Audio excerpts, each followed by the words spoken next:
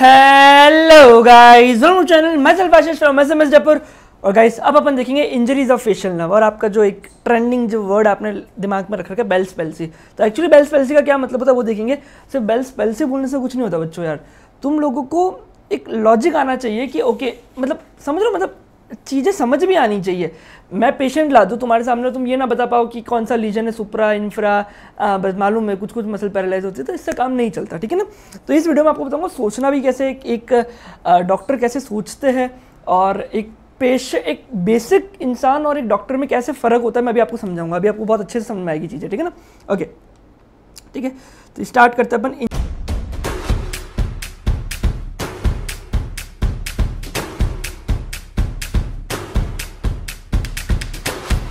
Injuries of facial nerve, ठीक है। Okay, injuries of facial nerve, देखो दो, पहले फेशियल नर्व को भूल जाओ, पहले बेसिक समझो। नर्व इंजरी दो तरह की हो सकती है, ठीक है। एक होती है अपर मोटर न्यूरॉन के अंदर इंजरी, एक होती है लोअर मोटर न्यूरॉन के अंदर इंजरी। तो अपर मोटर न्यूरॉन और लोअर मोटर न्यूरॉन की इंजरी को समझने से पहले ये तो समझ लेंगे कि अपर मोटर न्यूरॉन और लोअर मोटर न्यूरॉन होता क्या है। ओके ठीक है, फॉर एग्जाम्पल लेट्स से ये है मेरा ब्रेन, है ना,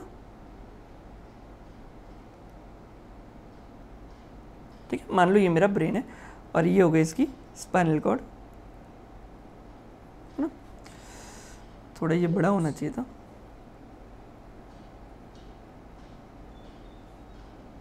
ठीक है। इस तरीके से मान लो कॉर्ड हो गई। एक बहुत सिंपल डायग्राम बनाने की कोशिश करो, ठीक है। ब्रेन को थोड़ा और बड़ा कर देते हैं,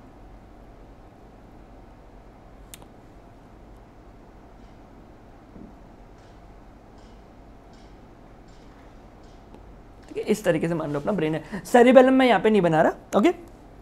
अब देखो, अभी तक अपन क्या देख रहे थे कि मान लो ये कुछ न्यूक्लियस है, ठीक है। ये अपन फेशियल न्यूक्लियस समझ रहे थे, ठीक है ना। फिर ना समझ रहे थे मतलब समझ क्या रहे थे, है ही इनफैक्ट, ठीक है। तो ये मान लो कुछ न्यूक्लियस है, ठीक है, क्रेनियल न्यूक्लियस है जहाँ से फेशियल नर्व आ रही है। तो इस तरीके से अपन ने फिर इसके पूरे के पूरे पाथवे को देखा, ठीक है। इनफैक्ट कुछ न्यूक्लियस हो सकता है थोड़े लोअर लेवल से आ रहे हो इस तरीके से, ठीक है। तो ये जो न्यूक्लियस अभी तक अपन ने देखे थे that is called lower motor neuron. भाई मान लो इन न्यूक्लियस को कोई ना कोई मतलब कंट्रोल भी कर रहा है। भाई मान लो फेशियल नर्व का क्या काम है, मान लो for example let's say facial muscles को मूव करना, और वो मैं एक्चुअली करता हूँ फेशियल एक्सप्रेशन के लिए। तो मैंने मान लो सोचा कि मैं फ्रंटालिस मसल का यूज़ करके हेड पे ट्रांसवर्स रिड्जेस लाऊंगा, ठीक है। तो कुछ इस तरीके से आएगी, देखो आई, मेरे रिड्जेस आ गई होगी ना, आ गई ना, आई गई होगी ना। तो ये आ गई रिड्जेस, ठीक है। तो इसका ये मतलब है फेशियल नर्व मेरे कंट्रोल में। तो कहने का ये मतलब है कि इन न्यूक्लियस को भी ऊपर से कोई कंट्रोल कर रहा है। तो कॉर्टेक्स के लेवल पे जो जहाँ पे सब कुछ मैं कंट्रोल कर सकता हूँ, वहाँ से ही न्यूक्लियस कंट्रोल्ड हो रहे हैं। तो इन न्यूक्लियस को भी कोई ना कोई कंट्रोल ज़रूर कर रहा है, कुछ इस तरीके से,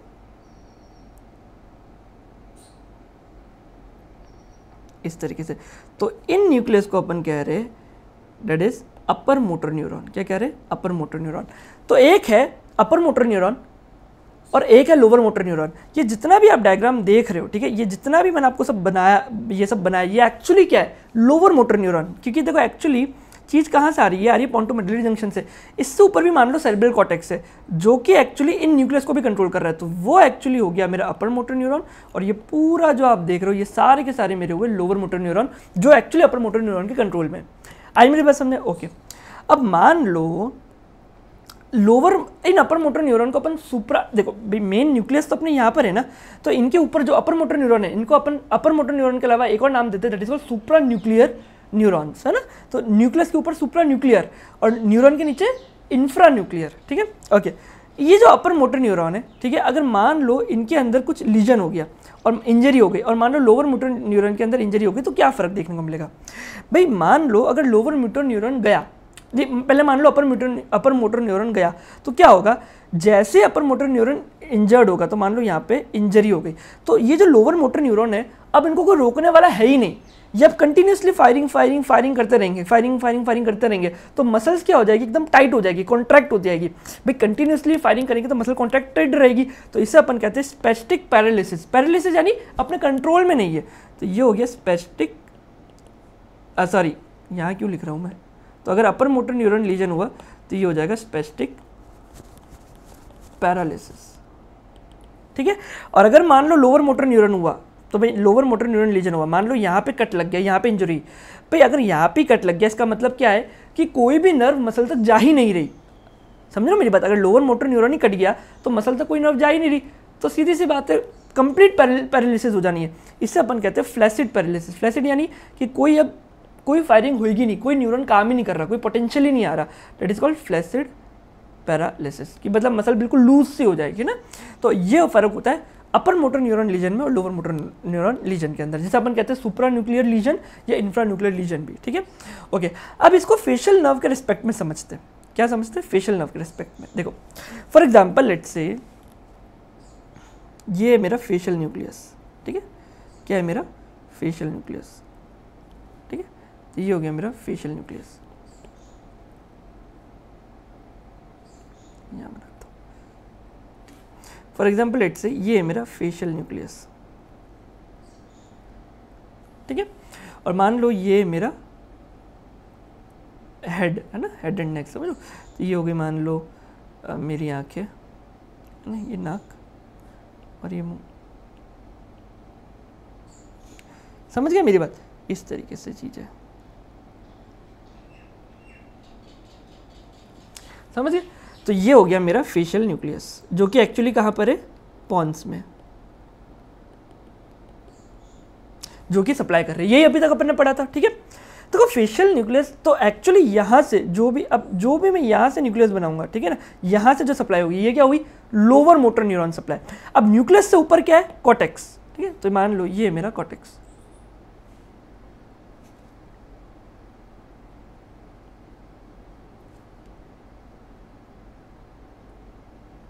तो ये क्या है मेरा कॉर्टेक्स। तो अब जो यहां से न्यूरॉन सप्लाई करेंगे इस न्यूक्लियस को, ये क्या हो गए मेरे अपर मोटर न्यूरॉन, और न्यूक्लियस से जो जाएंगे फेस पे वो हो गए मेरे लोअर मोटर न्यूरॉन। अब तक तो आगे बात समझ में, ओके। अब देखो लोअर मोटर न्यूरॉन में भी दो न्यूरॉन्स है, एक जो upper part of the face को सप्लाई कर रहा है, दूसरा जो lower part of the face को सप्लाई कर रहा है, ठीक है। तो मैं उसी तरीके से बना देता हूँ, ओके, इस तरीके से देखो, ये जो upper part of the face को सप्लाई कर रहा है और एक जो lower part of the face को सप्लाई कर रहा है, इस तरीके से, ठीक है। सेम यहां पे भी होगा,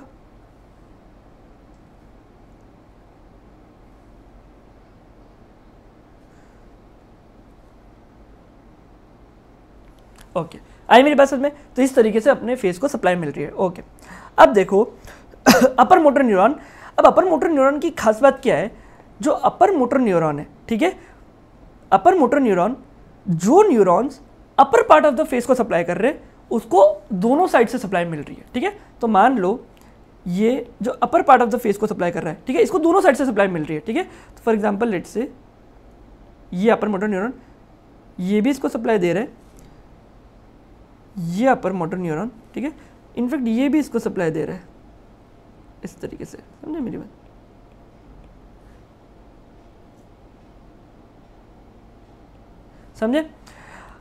समझ गए मेरी बात, ओके। और जो लोअर मोटर न्यूरॉन है ना, सेम वापस से वही चीज देखो यार, ठीक है। तो ये जो अपर मोटर न्यूरॉन है वो upper part of the face को सप्लाई कर रहा है इस तरीके से, और इनफैक्ट कॉन्ट्रालेटरल साइड को भी सप्लाई कर रहा है इस तरीके से,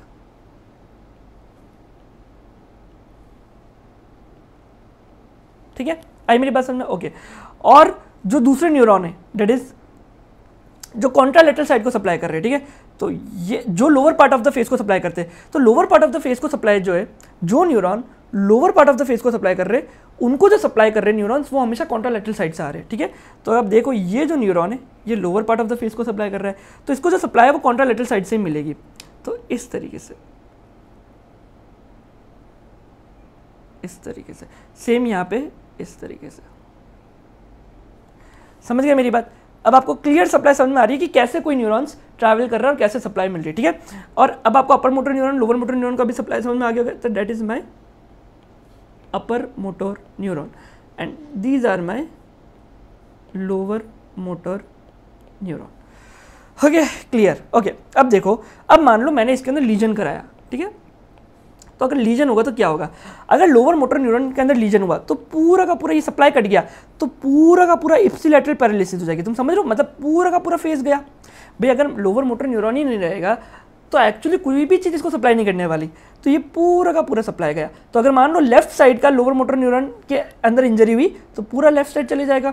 इससे अपन कहते हैं ipsilateral paralysis, ipsilateral facial paralysis, ठीक है, या ऐसा भी कह लो इप्सिलेटरल फ्लैसिड पैरालिसिस, ठीक है। ये हो गई मेरी इप्सिलेटरल फ्लैसिड फेशियल पैरालिसिस, ठीक है ना। आप फ्लैसिड वाला कॉन्सेप्ट तो समझ गए ना, इसलिए फ्लैसिड में हटा दे रहा हूँ, इप्सिलेटरल फेशियल पैरालिसिस, ठीक है। अगर मैं बात करूँ अपर मोटर न्यूरॉन की, अगर मान लो अपर मोटर न्यूरॉन के अंदर पैल्सी हुई तो क्या होगा। अगर अपर मोटर न्यूरॉन में पैल्सी हुई तो समझो एक बात, सबसे पहले तो ये बात समझो कि क्या upper part of the face को कुछ होगा, नहीं होगा, क्योंकि upper part of the face को हमेशा दोनों साइड से सप्लाई मिल रही है। तो अगर एक साइड में इंजरी हो भी गई तो अपर पार्ट को तो कभी भी फर्क नहीं पड़ेगा। ओके, तो फर्क किसको पड़ेगा, हमेशा lower part of the face को फर्क पड़ेगा। Okay great. Lower part of the face में भी आप समझो हमेशा lower part of the face के अंदर जो है वो कॉन्ट्रालेटरल सप्लाई है। भाई lower part of the face को जो सप्लाई मिल रही है वो कॉन्ट्रालेटरल है, तो अगर यहाँ पे अगर कुछ दिक्कत हुई तो कॉन्ट्रालेटरल साइड में फर्क पड़ेगा, और वो भी कहाँ पे, lower part of the face में, क्योंकि अपर पार्ट को तो दोनों जगह से सप्लाई मिल रही है। तो अगर अपर मोटर न्यूरॉन में कोई इश्यू हुआ तो contralateral lower part of face जो है उसकी हो जाएगी पैल्सी। आई मेरी बात समझ में। अच्छा, इसको मैं एक बार हाईलाइट और कर देता हूँ। फॉर एग्जांपल लेट्स से इसको मैंने ग्रीन से मार्क किया, ठीक है। तो अगर अपर मोटर न्यूरॉन की पैल्सी है तो आप समझो अगर लाइक राइट साइड में पैल्सी हुई तो लेफ्ट साइड वाला पैरालिसिस करेगा, राइट साइड में इंजरी हुई तो लेफ्ट साइड वाला पैरालिसिस करेगा। तो इस तरीके से रहेगा,